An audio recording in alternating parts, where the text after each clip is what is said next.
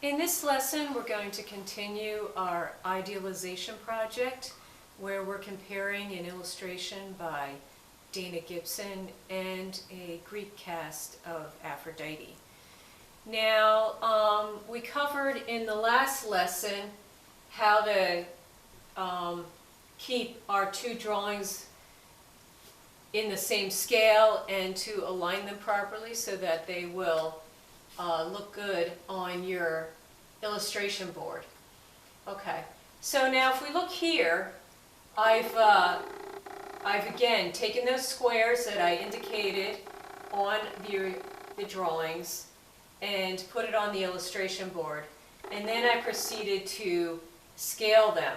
Now, this is a direct scale. We're going from 1 inch on our copies of the originals and 1 inch on our illustration board. Okay, and you can see how I've numbered them and labeled them, alphabet on the top and the bottom, numbers on the verticals. Okay, now one thing you're going to notice is that they're pretty light right now. All right, I've used an HB pencil and the gum eraser, all right, to render it. And we're going to start out very, very light. If the HB is too dark for you, then I want you to use the 2H, because we're going to go really light, not dig into the board with the pencil. All right. Now what you're going to notice is that some of these areas are really hard. There's a lot of little details in each square.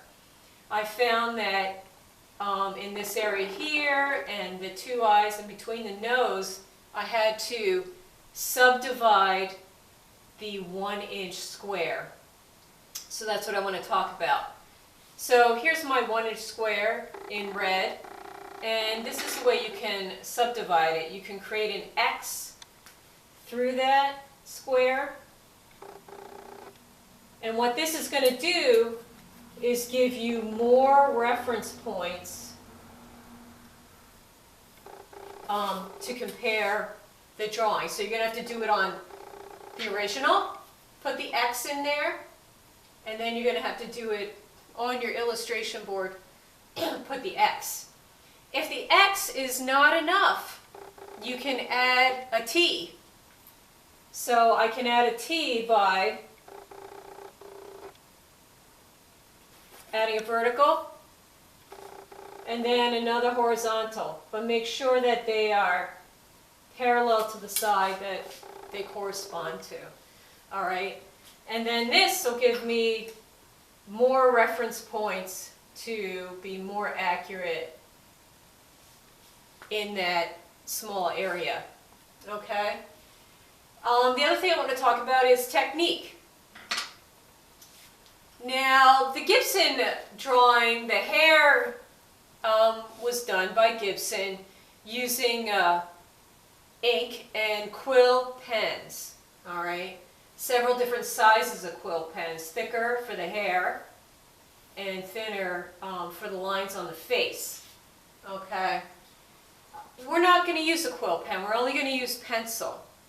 And I don't want you to go crazy with the hair getting all these lines.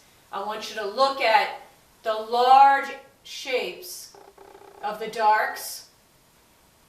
So if we look on this side of the head, this is the large dark shape, right? And over here, there's the down plane of the hair, large dark shape. And over here, side plane of the head continues into the hair. Now, what I've done instead of looking at all these dark lines, I've looked at this entire mass here of the hair in shadow, and I picked out some key whites instead. Okay?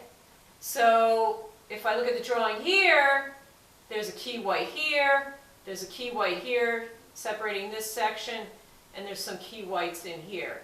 Okay? So unify that area using parallel diagonal lines and pull out instead the whites. Now, talking about the pencil technique, you can see on Gibson's drawing that indicates the planes by allowing the lines to follow that plane, okay? But pretty much they are all parallel within that plane area, okay? The neck he does cross contour, which is a little different, and the hair he actually adds some curves. But I want you to minimize that and go parallel diagonal lines.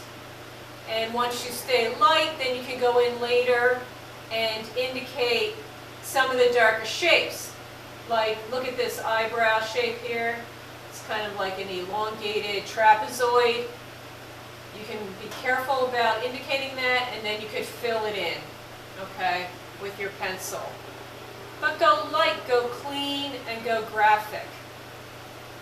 Now in the Greek cast, I gave you a schematic of the Aphrodite. If I was going to draw this myself, I would actually unify those large shapes of the shadows further, and further than I have it in the schematic drawing.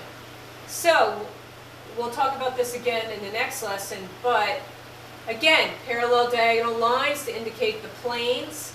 Look at those large areas, and don't overdo the lines around the eyes, okay? Remember, this is a cast, so there's a sense of it's all white, and that these larger areas present a unity in the shadow area, and then just leave the light area the white of the paper, okay? And again, pick out your sections of the hair. In regard to the cast, we're picking out the shadow pattern this time and filling that in, whereas in the Gibson we created that larger mass that we filled in and then kept out points of lights. Okay, so you're going to proceed like that. You're going to use your 2H pencil and your HB pencil, and then next time we'll talk further about getting a little bit darker and a little more emphasis in the patterns.